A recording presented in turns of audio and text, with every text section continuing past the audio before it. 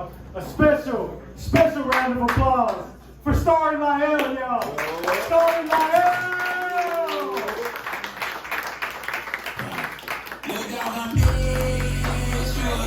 My whole world screen cut. I've been listening to feel like resulting and more than 100 of us on touch. I'm from the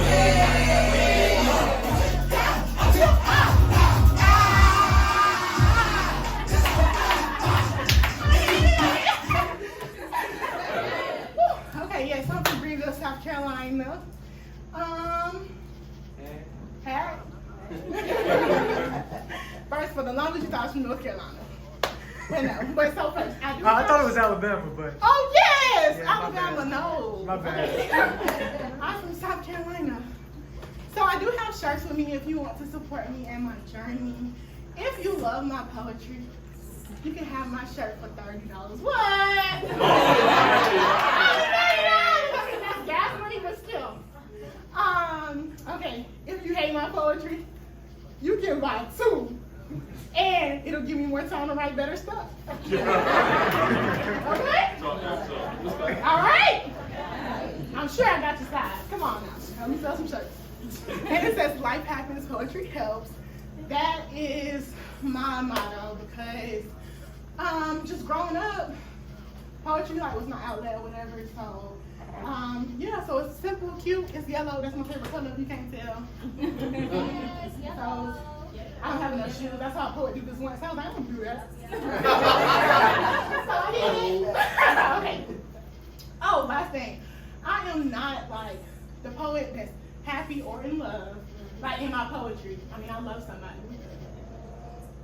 But anyway, y'all can't see me. But anyway, I'm just not, I don't write a lot of love stuff. I don't write a lot of happy stuff. And I don't write a lot of funny stuff. Ain't shit funny to me. Okay? So y'all might cry a little bit, or you might not. You might be like, oh, she's so dramatic. I did study theater, so. And it's hot up here, y'all. I was gonna wear my lucky sweater, and I was like, no. It's hot. Okay.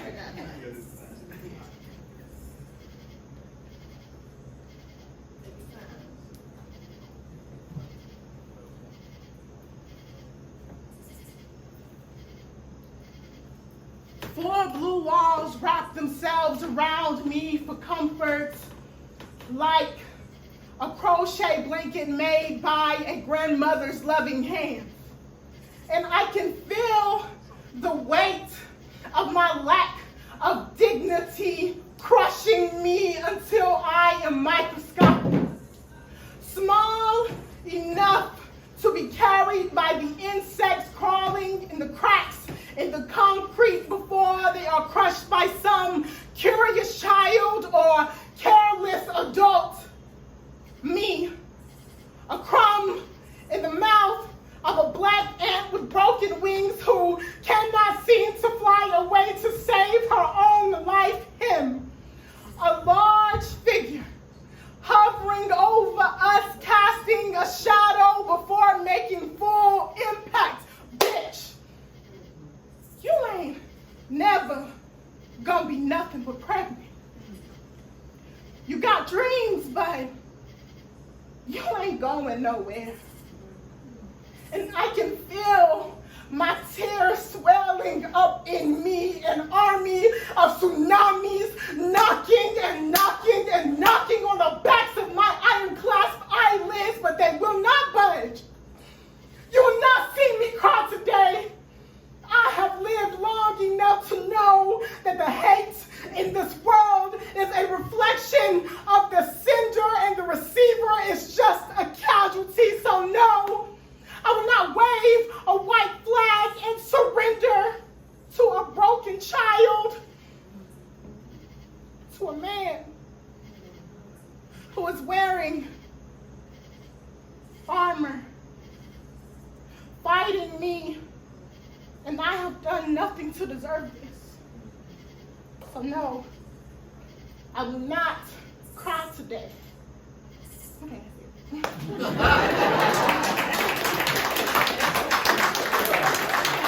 short, simple, sweet. Okay, well, not sweet, but sad. Short, simple, sad. Okay. So,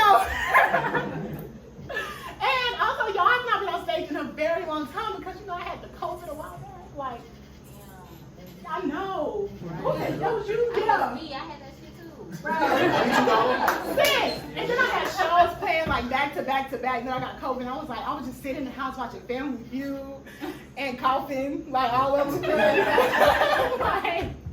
So yeah, like it's been a while. So y'all like the first people to see me. And now I'm happy to be alive. So okay.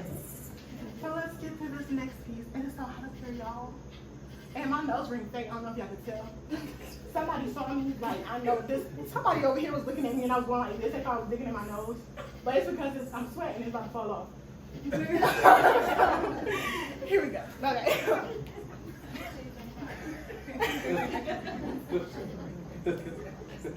Okay.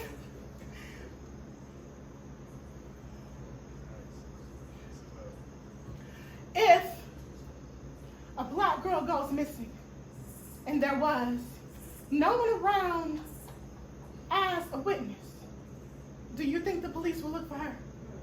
Or will the color of her skin not pin her a big enough issue?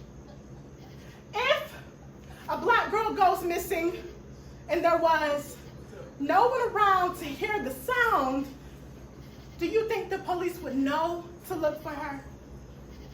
Or anybody? Maybe not if the authorities won't even send out an Amber Alert.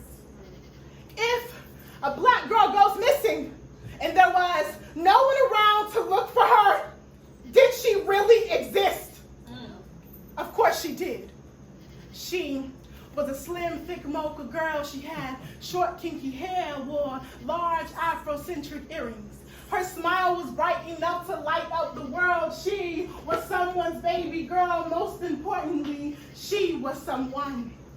And now she is gone, existing only in the pictures that hang on her mother's walls.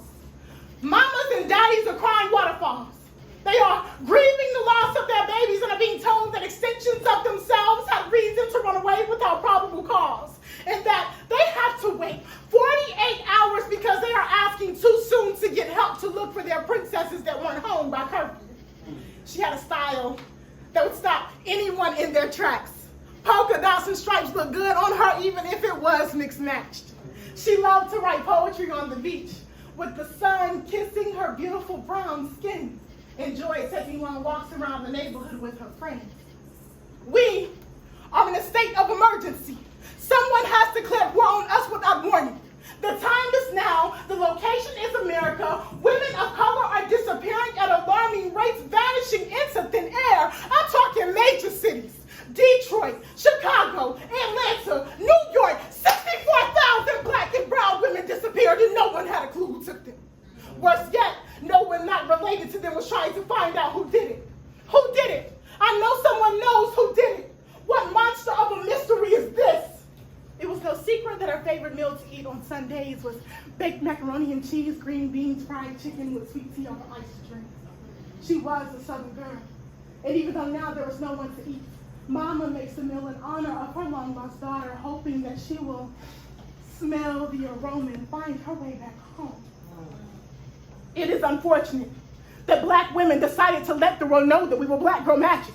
And now someone is playing a cruel joke, stealing black women's bodies left and right, day and night, trying to see if we can abracadabra ourselves back into existence. Listen, magical beings don't just disappear from the face of this earth without someone feeling it. So, who did it? I know someone knows who did it. We should all be searching for them as if it were our own child, because next it could be our own child, but I'll bet you $1 million that no one in here has been looking for them, and I will gladly owe you. She had the most beautiful hazel eyes, more beautiful than any sunrise or sunset that you have ever seen. The last time anyone heard from her, she was talking about her dream of wanting to be on the big screen, and now her family is fighting to get her picture on TV. They want her back. If a black girl goes missing, we can hope and pray that she comes back. If a black girl goes missing, we can do our very best to never stop talking about her. If a black girl goes missing, instead of turning a blind eye, can we please look for her? Because everyone knows that it's hard to find someone if you aren't actually searching for them in the first place.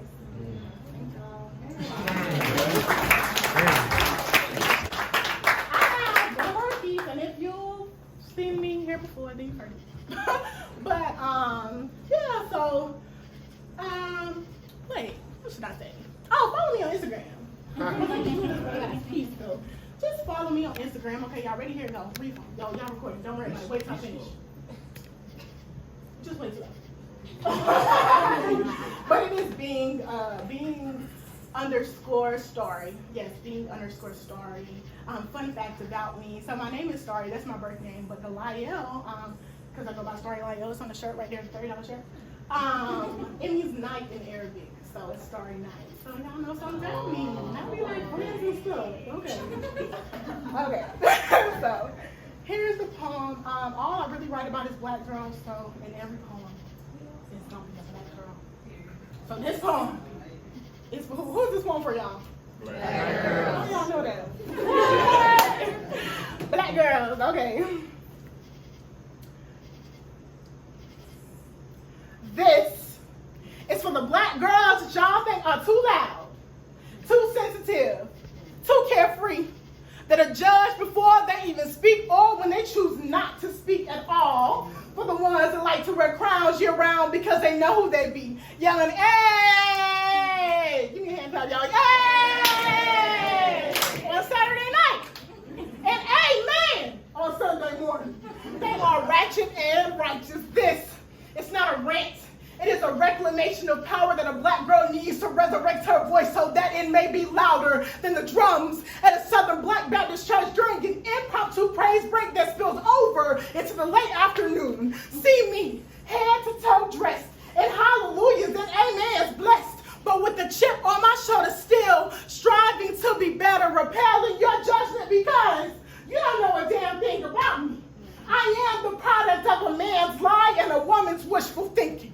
I didn't ask to be here, but was conditioned to ask for permission to be me.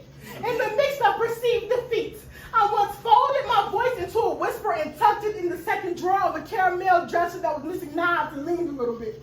Laid in my bed as if it was a casket, gave up, wished that I could just be someone else or no one at all, hid my hope next to the past that would catch my every other month bloody middle school surprise, a period that was always late and early, was branded on me as the reason for my bad mood, but in spite of cramps and the stained new jeans that your mom just bought for you, sometimes you can't just be mad at the world for stampeding all over your truth, your joy, your spirit, like a herd of startled elephants, especially since the last time your voice was actually heard was the day of your birth.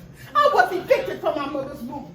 Came into this world kicking and screaming with umbilical cord cycles of lack wrapped around my neck trying to suffocate me. Supposedly I had been born free, but I was born with a rusty spoon in my mouth, with an inheritance of trauma and strife that bound my hands and strains me to reach up and catch my blessings when they are falling from the heavens. Did you know that for a teenage black girl, hell can be 4 walls painted blue jay eggshell blue by the devil himself, and she can be an angel that thought that God forgot to give her wings so that she can fly herself to freedom. She is stuck here until someone throws her a lifeline in the form of writing lines on a page, and then her voice finds a way to crawl back inside of her. So now she is loud, screaming to remind herself that her voice does matter, that it can move men and mountains. She is carefree. She used to care so much about what other people thought that it stunted her growth. She is sensitive, remembering the empty feeling of not being able to get out of bed to feel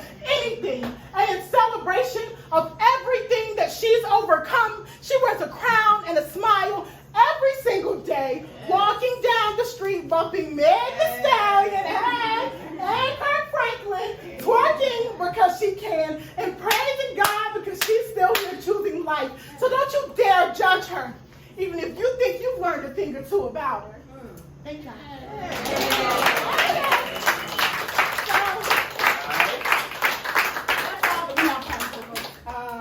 Follow me. Being sorry. BEING underscore STARRY. BEING underscore STARRY. Okay, my cash app, check this out. Check this out. Oh, okay, you can do that too. No, go ahead with the cash app.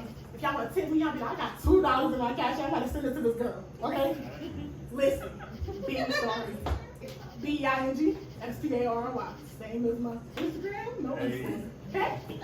Send the money. And so we also sending a collection plate around if you like what you heard. So gonna start that right here. And then remember, I have shirts. They are $30. Life happens, poetry helps. Yeah, if you don't have, like, if I don't have your size, which I know I do, I can just go home and send y'all one tomorrow in the mail, you know. Okay? Okay. And if you didn't like my poetry, about to. Thank you. Make some noise for Starry.